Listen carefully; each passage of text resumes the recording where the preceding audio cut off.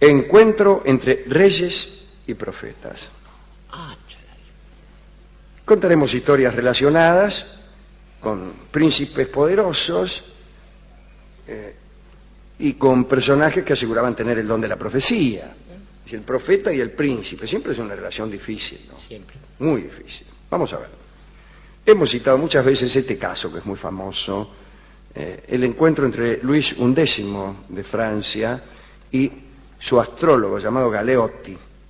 Parece que el rey no se separaba nunca de aquel clarividente. Y un día Galeotti predijo a Luis la muerte de la favorita Marguerite de Sassenage, y una semana después la muchacha se vio atacada por un mal desconocido. Entonces Luis XI se enojó con el astrólogo y dio orden de que lo arrojaban por una ventana, imagínense, que lo defenestraran. Y cuando lo iban llevando a morir, el rey lo desafió para escarnecerlo aún más. Le dijo: tú que pretendes ser un hombre tan hábil y que te pronuncias con tanto furor sobre la suerte de los demás, dime cuál será tu suerte ahora y cuánto tiempo te queda de vida, si sos Taura. Y el astrólogo respondió: señor, moriré 3 días antes que vos. ¿Sabe qué? Y Luis, aterrado, suspendió el lanzamiento por la ventana y dio orden al instante de que Galeotti fuera bien atendido siempre y que no le faltara nada.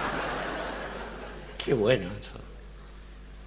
Federico II, el emperador del Sacro Imperio Romano Germánico, allá por el siglo XIII, tenía fe ciega en los astrólogos, pero la verdad es que los dictámenes acerca del futuro del rey o del emperador se adecuaban siempre a sus deseos.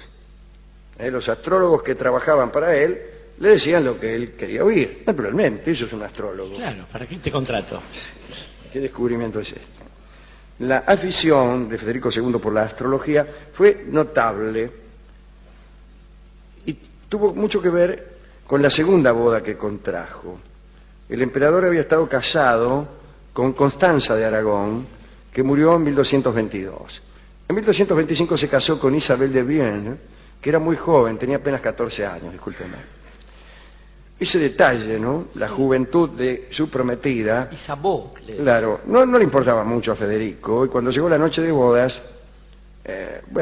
se aprestó a unirse, por decirlo así, a su nueva esposa sin más trámites. Pero el padre de Isabel de Brienne, Juan de Brienne, habló con los astrólogos del emperador y les pidió desesperadamente que intercedieran para sostener por un tiempo más la virtud de su hija. Entonces los astrólogos le señalaron a Federico que no era tiempo aún de emprender hazañas eróticas y que ya vendrían constelaciones más propicias. El emperador aceptó las indicaciones, desde luego con frustración y enojo, pero las aceptó. Claro, los astrólogos estaban un poco aterrorizados porque tenían miedo de perder el favor imperial si no lo complacían. Entonces conversaron con el padre de Isabel y le indicaron que para Federico era decisivo tener trato carnal con alguien. Así que había que satisfacer su deseo de algún modo. Entonces, junto con Juan de Brienne, hicieron un sospechoso diseño zodiacal y le sugirieron a Federico que podría ser beneficioso para su porvenir el encuentro con una prima de Isabel, que actuaba como dama de honor, y así Federico, unos días después, por indicación de sus astrólogos, se unió a una prima de su mujer, a la que tuvo por favorita durante un tiempo. Mientras tanto, iba esperando que la buena estrella indicara el momento en que pudiera unirse a Isabel. Al final se unió, Isabel no pudieron sostener la cosa durante tanto tiempo. En 1235, Federico se casó por tercera vez. Lo hizo con Isabel, princesa de Inglaterra. El emperador hizo determinar por los astrólogos cuál sería la hora más adecuada para engendrar un hijo varón. Él creía que realizado el trato sexual a una hora determinada, esto ayudaba a que el niño fuera varón o que fuera una niña si uno lo deseaba. Bueno, preguntó entonces con exactitud, exigió que le dijeran con exactitud cuáles eran las horas para engendrar hombres, y los astrólogos prepararon un horario. Bien. A cierta hora, que era justamente la de la salida del sol, el soberano debía seguir los procedimientos indicados, ¿no? Estuvo con la mujer mientras el sol salía y luego le dijo, mientras acariciaba sus cabellos, lleva usted un hijo. Lo dijo con total seguridad. Sí. Ahora bien, el dictamen de los astrólogos fue equivocado. Primero porque la emperatriz tardó 2 años en dar a luz y segundo porque tuvo una hija. Bien, el equipo de astrólogos fue cambiado. Imagino. Enrique VII de Inglaterra reinó entre 1485 y 1509. Enrique Tudor. ¿Eh? Enrique Tudor. Claro. Es el primer Tudor. Un día de 1509, Enrique se enteró de que un astrólogo había vaticinado que el rey moriría dentro de aquel año. Furioso, imagínese cómo se pone uno, ¿no? Furioso lo mandó a llamar y le dijo, si es que eres tan hábil en predicciones, dime si puedes decirme dónde te encontrarás en las próximas Navidades. El astrólogo vaciló, se quedó callado. Enrique volvió a hablar y dijo, os demostraré que soy tan buen astrólogo como vos. Estarás en la Torre de Londres, preso. Y lo mandó en cana. En realidad los dos acertaron, porque Enrique murió en aquel año 1509 y el astrólogo estuvo preso en las Navidades que siguieron. Hablemos para terminar de Abdul Hamid II, el último sultán turco, que vivió entre 1842 y 1918. Tenía un astrólogo llamado Nast, y aquel astrólogo lo volvía loco, porque para mantener al sultán bajo su influjo, le decía que cada uno de sus días era nefasto y que la muerte andaba cerca, lo cual es cierto siempre.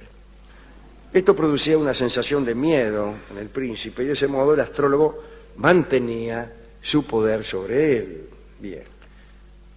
Así las cosas, el príncipe Abdul Hamid II resolvió eludir a la muerte llenando sus palacios de toda clase de artificios de seguridad. Usaba un fez, ¿conoce usted el fez? ¿Cómo no? El sombrero de los turcos, con alma de fierro, tenía acero por dentro. Todas sus ropas estaban disimulando planchas y blindajes. Estaba blindado hasta la pera, para evitar que alguien lo matara. No solo la comida a él destinada tenía que ser revisada hasta los últimos extremos, en caso de espárragos y bananas, claro, por ejemplo, sino también todos los papeles y cualquier objeto relacionado con su intimidad. Ante cada predicción de Nast, Abdul respondía con más cuidados. Y hay que decir que Nast todos los días le pronosticaba una muerte cercana y terrible. Bueno, el príncipe llenó sus edificios de refugios secretos, encargó la construcción de distintos recovecos a 12 arquitectos que no se conocían entre sí, para que no fuera plural el conocimiento de los escondites. Los grupos de trabajadores actuaban bajo la voluntad deliberada de que no supiera ninguno de ellos lo que hacía la cuadrilla de al lado. Se multiplicaron las paredes falsas, las cámaras cerradas, los pasillos, las escaleras engañosas. Se sabe que muchos de los artificios que montó para herir a los presuntos agresores causaron la muerte de servidores inocentes. Otros, supuestamente invitados a visitar al sultán, eran en realidad enviados a la muerte por el propio astrólogo Nast y caían en las trampas del palacio. Con estas muertes cercanas a las cámaras de Abdul, el astrólogo certificaba los peligros que él predecía y felicitaba al sultán por la eficacia de sus cuidados. En 1908 Abdul fue destituido. Lo enviaron al exilio en compañía de 7 mujeres de su harén y del astrólogo. Se instalaron en Salónica y allí Abdul desesperaba por construir los mismos dispositivos que habían conservado su vida mientras detentaba el poder. En su demencia llegó a pensar que solo con esos artificios podría sostener la vida. Cuando enfermó, tenía cerca de 80 años y se quejaba por no poder obrar como lo había hecho en Estambul. Pedía que llamaran arquitectos y pensaba diseños de escondites para eludir lo inevitable. Nadie le daba bolilla. Antes de morir le dijo al astrólogo Nast que sus predicciones eran correctas y que seguramente por confiados e inoperantes, por no poder construir los refugios indispensables, llegaría irremediablemente la muerte. Y la muerte llegó. Pero es interesante la idea de creer que la muerte llega por nuestra ineptitud para evitarla. Justamente, es tremendo. Hay un amigo de este programa que ha dejado de escribir hace tiempo, Martin Heidegger se llamaba, Sí, el señor. hombre, y que justamente decía que la muerte era algo inminente siempre y que había dos clases de personas. Las que estaban pensando todo el tiempo en la muerte. El Dasein, el ser ahí, ¿no? Claro. Y las otras, que él El llamaba ser las que inauténtico, vivían decía, el ser inauténticamente. inauténtico. Y esa gente, ¿de qué estaba pendiente? De la opinión de los demás. Claro. Por eso Heidegger decía que lo peor era la publicidad, sin pensar en el nazismo que le andaba cerca, ¿no? Pero bueno. Y después los chismes. Que la gente que repetía chismes era malvada, siniestra, cobarde. Y estaba tratando de olvidarse de que se iba a morir. Exactamente. Impresionante que usted se haya acordado de eso. Me impresiona mucho. Bueno.